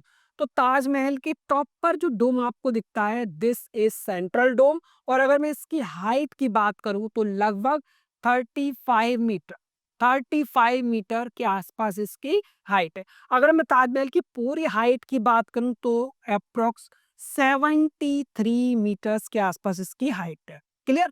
तो आपको ऑलरेडी दिख रहा होगा कि इसके जो डोम है उसकी हाइट ऑलमोस्ट इसका हाफ के लगभग बराबर है। क्लियर? तो ये बहुत ही बल्बस डोम है, साइज में बहुत ज्यादा बड़ा बना हुआ है। And second, 4 Bagh garden. अगर आप ताजमहल को देखो तो आप उसमें 4 गार्डन का कॉन्सेप्ट देखने को मिलता है। Garden 1, 2, 3 and 4। एंड इसके साथ ही ताजमहल की वॉल्स पर आपको पेटाडूरा एंड कैलीग्राफी देखने को मिलती है। रेड फोर्ट दिल्ली, एक रेड फोर्ट हमने पढ़ा आगरा का रेड फोर्ट, दूसरा ये जो रेड फोर्ट हम पढ़ रहे हैं ये आपका दिल्ली का रेड फोर्ट। अभी अभी दिल्ली के रेड फोर्ट पर आप लोगों ने सुना होगा कि एक बहुत ही बुरा आतंकी हमला इस पर हुआ है। एंड रेड फोर्ट दिल्ली की शान है, आर्किटेक्चर का एक मास्टरपीस है। सो this is red fort Delhi. Clear? तो आर्किटेक्चर के एग्जाम्स में स्टूडेंट काफी बार कंफ्यूज हो जाते हैं पिक्चर्स को देख के। एग्जाम में प्रीवियस ईयर्स के क्वेश्चन में फोटो दी गई थी और पूछा गया था कि फोटो को आइडेंटिफाई करके बताइए। बट उसमें जो फोटो दी गई थी वो था आगरा के रेड फोर्ट का। बट यहाँ पर जो फोर्ट है that is red fort Delhi. तो दोनों के पिक्चर्स को आपको एक दूसरे के आसपास लगाना है और फिर आपको उनके स्केचेस बनाने हैं और आपको मेमोरी में याद करना है अच्छे से कि कौन सा रेड फोर्ट कहाँ का है। क्योंकि दोनों ही मटेरियल में रेड सैंडस्टोन का यूज हुआ है, दिखने में भी ऑलमोस्ट सेम जैसे ही लगते हैं। बट अगर आप इसको स्केच करोगे तब आपको इजीली आइडेंटिफाई हो जाएगा। तो अगर हम बात करें कि इसको किसने बनवाया तो दिल्ली के रेड फोर्ट को बनवाया था शाहजहां ने। क्लियर? अब इसका मेन पर्पस की बात करें तो ये मेन रेजिडेंस था मुगल एम्परर्स के लिए। एंड फाइनली 2007 में इसको एक वर्ल्ड हेरिटेज साइट डिक्लेयर किया गया था। Now let's talk about some key features of Red Fort in Delhi. The first feature is Lahori gate. Red Fort का जो मेन एंट्रेंस है उसका नाम है लाहौरी गेट। लाहौरी गेट। तो लाहौरी गेट इसका एक बहुत ही यूनिक फीचर है और एक आइकॉनिक सिंबल है। एंड उसके साथ ही दूसरा जो पिक्चर आपको दिख रहा है, ये पिक्चर आपके दीवाने आम का। यहाँ पर जो आम पब्लिक होती थी, उनके जो मुद्दे होते थे, उनको जो इश्यूज होते थे, उनसे रिलेटेड डिस्कशंस होते थे। यानी कि पंचायत होती थी, राजा अपना फैसला सुनाते थे और गलत करने वालों को सजा दी जाती थी और अच्छा करने वालों को इनाम दिया जाता था। तो उनसे जुड़े जो फैसले होते थे वो आपके दीवाने आम में किए जाते थे। मगर अगर बात आ जाए खास लोगों की, तो उन्होंने बनाया हुआ था दीवाने खास। यहाँ पर केवल जो खास लोग हैं, जो स्पेशल है, जो उनकी आर्मी में है, जो उनके एम्परर है, उनसे रिलेटेड जो इश्यूज मुद्दे होते थे, यहाँ पर उनके लिए डिस्कशंस किए जाते थे। तो इसको हम कहते हैं दीवाने खास। क्लियर? तो दीवाने आम को हम इंग्लिश में कहेंगे hall of public audience. And दीवाने खास, जिसके बारे में मैं यहाँ नहीं लिखा है, मैंने आपको ऑलरेडी बता दिया है। क्लियर? इसके बाद आपका फेमस है रंग महल, जिसको हम पैलेस ऑफ कलर्स के नाम से जानते हैं। And the last is Moti Masjid, और मोती मस्जिद को पर्ल मॉस्क के नाम से भी जाना जाता है। And this is your pearl mosque, यानी कि मोती मस्जिद। ओके, मोती मॉस्क भी हम इसको कह सकते हैं। और ये 4 फोटोज जो मैंने आपको यहाँ पर लगाई है, आपको बहुत ध्यान से याद करना है। This is your Lahori gate, जो कि दिल्ली के रेड फोर्ट में है। दिस इज दीवाने खास, ये भी आपका रेड फोर्ट का दिल्ली में है। एंड दिस इज दीवाने आम, and this is Moti Masjid. अब सेम फीचर्स आपको आगरा के रेड फोर्ट में भी मिलते हैं। थोड़ा सा पिक्चर्स को ध्यान देखेंगे, ध्यान से ऑब्जर्व करेंगे, तो आपको सब में डिफरेंस क्लियरली दिखाई देगा। जामा मस्जिद दिल्ली, दिल्ली की सबसे बड़ी मस्जिद, जिसका नाम है जामा मस्जिद दिल्ली। तो ये है आपका दिल्ली का जामा मस्जिद। अगर आप देखोगे पिक्चर में, तो इसकी डोम पर अभी भी कुछ कंस्ट्रक्शन चल रहा है एंड रिपेयरिंग का जो वर्क होता है वो ऑलमोस्ट चलता ही रहता है सारे स्ट्रक्चर पे। ताजमहल की बात करें तो ताजमहल को भी रिस्टोर करने का प्रोसेस चलता रहता है, उसको भी रिपेयर किया जाता रहता है। चलिए बात कर लेते हैं इसको किसने बनाया। तो शाहजहां ने इसको बनाया था। क्लियर?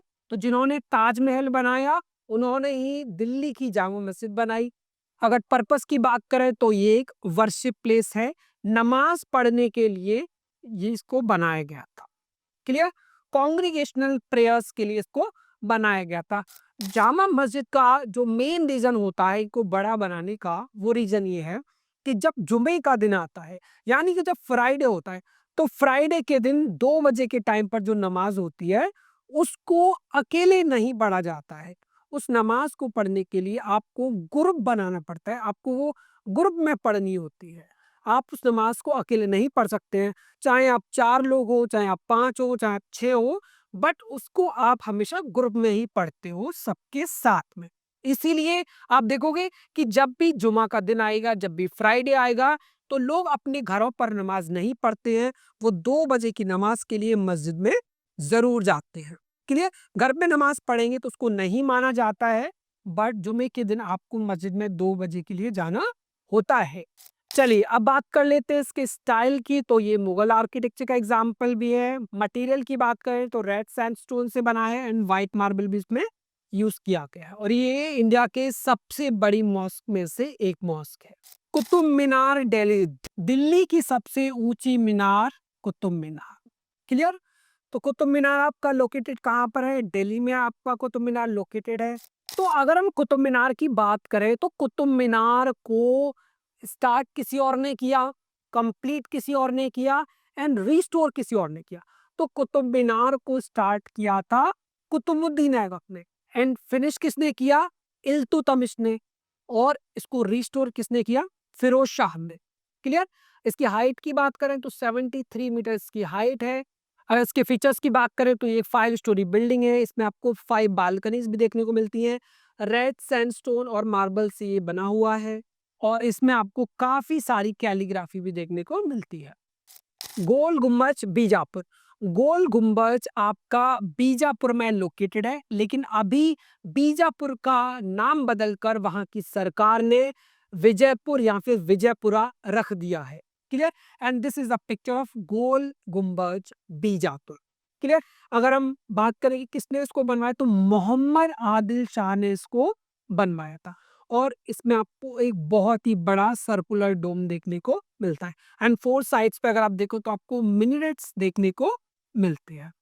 इसके 4 साइड्स आपको 4 मिनरेट्स देखने को मिलते हैं। और गोल गुम्बज बीजापुर की खास बात है कि इसका जो ये इतना बड़ा डोम है, ये बिना किसी पिलर के सपोर्ट किया गया है। इसमें कोई भी पिलर नहीं यूज किया गया है। तो यहाँ मैं लिख देता हूं, इसमें कोई भी पिलर यूज नहीं किया गया है।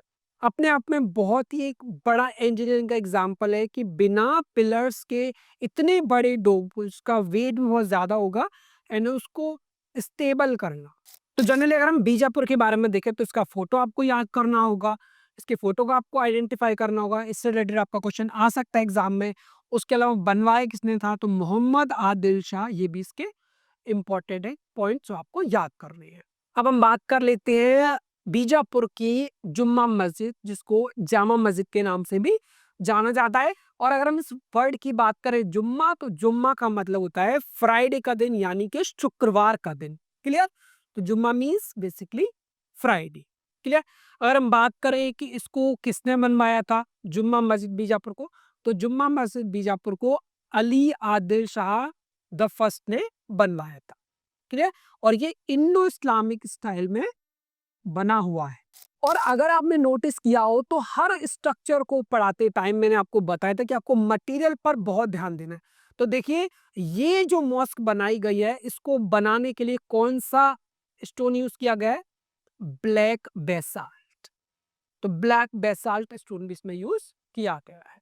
2025 का एक ऐसा क्वेश्चन जो एग्जाम में आया लेकिन काफी सारे स्टूडेंट्स को गलत करके आए। गलत करने के बाद मेरे पास मैसेज आते हैं सारे स्टूडेंट्स के कि फारूक सर, ये जो क्वेश्चन था इसका सही आंसर क्या था, गोलकुंडा फोर्ट कहाँ पर लोकेटेड है।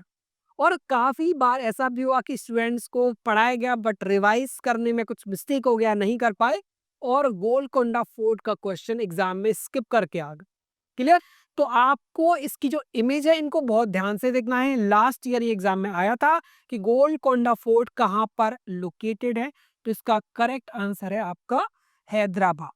ठीक है? अगर दूसरा एग्जाम्पल आपको याद रखना है तो याद रखेंगे, हैदराबाद में दो बहुत ऐसे फेमस मॉन्यूमेंट है, चार मीनार जो कि हैदराबाद में लोकेटेड है, एंड दूसरा आपका Golconda fort. Clear? So this is your Golconda fort. And Golconda fort को किसने बनवाया, तो गोलकोंडा फोर्ट को कुतुब शाही डायनेस्टी के द्वारा बनवाया गया था। अगर हम बात करें इसके आर्किटेक्चर एंड फीचर्स के बारे में, तो इसके अंदर एक बहुत ही यूनिक अकूस्टिक सिस्टम है। इसके अंदर आपको पैलेसेस देखने को मिलते हैं, मॉस्क भी आपको देखने को मिलते हैं। और अगर हम हैदराबाद की बात करें तो मैंने nickname of Indian cities के वीडियो में आपको पढ़ाया था कि हैदराबाद को डायमंड ट्रेड के लिए जाना जाता है एंड इसको सिटी ऑफ पर्ल्स कहा जाता है। अब हम बात करते हैं इंडो इस्लामिक आर्किटेक्चर के अपने लास्ट एग्जाम्पल के बारे में, जिसका नाम है चार मीनार। चार मीनार हैदराबाद में लोकेटेड है। अभी जब मैंने आपको गोलकुंडा फोर्ट पढ़ाया था तब इसके बारे में बताया था, बट मुझे लगा कि ये बहुत इंपॉर्टेंट है तो इसको मैं आपको दोबारा से एक बार रिवाइज करा रहा हूँ। सो दिस इज योर चार मीनार हैदराबाद। और इसको किसने बनवाया, तो इसको मोहम्मद कुली कुतुब शाह के द्वारा बनवाया गया था। एम्परर मोहम्मद कुली कुतुब शाह के द्वारा इसको बनवाया गया था। जब हैदराबाद में प्लेग की बीमारी फैल गई और कई सारे लोग मरने लगे, तब तो कुली कुतुब शाह ने ये वादा किया कि जब वो इस प्लेग बीमारी से जीत जाएंगे, जब ये बीमारी खत्म हो जाएगी, तब वो एक मीनार क्रिएट करेंगे। एंड फाइनली प्लेग के खत्म हो जाने पर उन्होंने उसको सेलिब्रेट करने के लिए चार मीनार हैदराबाद को बनवाया था।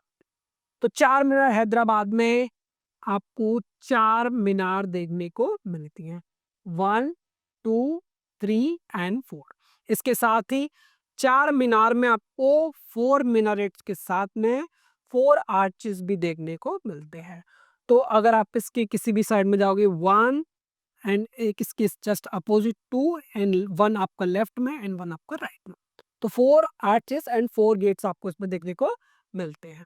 So that's it for today's episode. I hope कि आप सबको आज का हमारा ये एपिसोड बहुत ही ज्यादा पसंद आया होगा।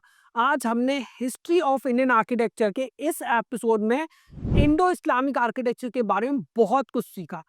हमने पूरी कोशिश की कि बहुत सारे एग्जाम्पल्स के थ्रू हम आपको समझा सके कि इंडो इस्लामिक आर्किटेक्चर क्या होता है, उसके फीचर्स कौन कौन से होते हैं, क्या उसका टाइम पीरियड है, क्या उसके कैरेक्टरिस्टिक्स हैं और कौन कौन से रूलर्स ने उसमें अपना कंट्रीब्यूशन दिया। हमने पूरी कोशिश की कि इस वीडियो के थ्रू हम ज्यादा से ज्यादा डिटेल में आपको इंडो इस्लामिक आर्किटेक्चर के बारे में बता सके, लेकिन एग्जाम के लिए सिर्फ इतना डिटेल में पढ़ना ही काफी नहीं है। काफी सारे ऐसे बिल्डिंग्स हैं जो इस वीडियो में हमने इंक्लूड नहीं की, लेकिन उन बिल्डिंग्स को पढ़ना भी बहुत बहुत ज्यादा इंपॉर्टेंट है आपके एग्जाम के लिए। तो अगर आप नाटा एंड जेबीआर की प्रिपरेशन कर रहे हो और अपनी प्रिपरेशन को लेकर बहुत सीरियस हो, तो फिर आपको उन बिल्डिंग्स को भी स्किप नहीं करना है। तो काफी सारी ऐसी बिल्डिंग्स जिनको मैंने स्किप किया और काफी सारे ऐसे टेक्निक्स जिनको इस एपिसोड में हम कवर नहीं कर पाए, उनको हम कवर करते हैं अपनी लाइव क्लासेस में। और अगर इसके साथ ही आपको ऐसा लगता है कि आप केवल इन्हीं वीडियोस के थ्रू अपने एग्जाम को क्रैक कर सकते हो, तो बिल्कुल आप अपने एग्जाम को क्रैक तो कर सकते हो, लेकिन आपको एक टॉप आर्किटेक्चर कॉलेज में एडमिशन के लिए बहुत ज्यादा मेहनत करनी पड़ेगी। अब मेहनत तो क्योंकि सभी करते हैं, लेकिन मेहनत के साथ सक्सेसफुल वही होगा जिसकी तैयारी पूरी स्ट्रक्चर्ड होगी और प्रॉपर प्लानिंग और गाइडेंस के साथ होगी और जिसके दिमाग में कोई भी डाउट नहीं होगा। और अगर कोई स्टूडेंट कंफ्यूज होगा तो वो जनरली क्वेश्चंस को स्किप कर देगा, लेकिन हम अपने लाइव क्लासेस में ऐसा पढ़ाते हैं जिसमें आप किसी भी क्वेश्चन को स्किप नहीं करोगे। तो अगर आप ये जानना चाहते हो कि हम अपने क्लासेस में कैसा पढ़ाते हैं, तो उसके लिए आप बुक कर सकते हो फ्री डेमो क्लास। हमारी डेमो क्लासेस बिल्कुल फ्री है, इनका कोई भी चार्ज नहीं है। तो अगर आप ये जानना चाहते हो कि हम अपनी डेमो क्लास में कैसा पढ़ाते हैं, हमारी मेथोडोलॉजी कैसी होती है, तो उसके लिए मैं आपको 2 तरीके बताता हूँ। डेमो क्लास बुक करने का पहला तरीका है कि आपको स्क्रीन पर एक नंबर दिख रहा होगा, आप इस नंबर पर डायरेक्टली हमें कॉल कर सकते हैं या फिर व्हाट्सएप मैसेज भी कर सकते हैं और सीधा अपने लिए एक डेमो क्लास बुक कर सकते हैं। इसके साथ ही दूसरा तरीका है जिसमें आपको गूगल पर जाना होगा और गूगल पर हमारी वेबसाइट को ओपन करना होगा। हमारी वेबसाइट है ssacinstitute.in। जैसे ही आप हमारी इस वेबसाइट पर आते हो, राइट साइड में आपको डेमो क्लास के नाम से एक टैब देखने को मिलता है। तो सबसे पहले आपको इस डेमो क्लास के टैब पर क्लिक कर रहे हैं। जैसे ही आप डेमो क्लास के टैब पर क्लिक करते हो, आपके सामने डेमो क्लास रिक्वेस्ट का एक फॉर्म ओपन हो जाती है। अब आपको इस फॉर्म में अपने पर्सनल डिटेल्स जैसे कि आपका नाम, आपका फ़ोन नंबर, आपका ईमेल एड्रेस और आप किस एग्ज़ाम के लिए डेमो क्लास बुक करना चाहते हो, ये सारी डिटेल्स आपको इसमें फ़िल करनी होती है। और जैसे ही आप उसको फ़िल करते हो, सबमिट करते हो, तो बुक हो जाती है आपके लिए फ्री डेमो क्लास। अब क्योंकि हमारी डेमो क्लासेस बिल्कुल फ्री हैं, तो फिर देर किस बात की? तो जल्दी से फ़ोन उठाइए और हमें कॉल कीजिए या फिर हमारी वेबसाइट पर जाकर फ्री डेमो क्लास बुक कीजिए। तो आज के एपिसोड में इतना ही, मिलते हैं नेक्स्ट वीडियो में, तब तक के लिए बाय बाय।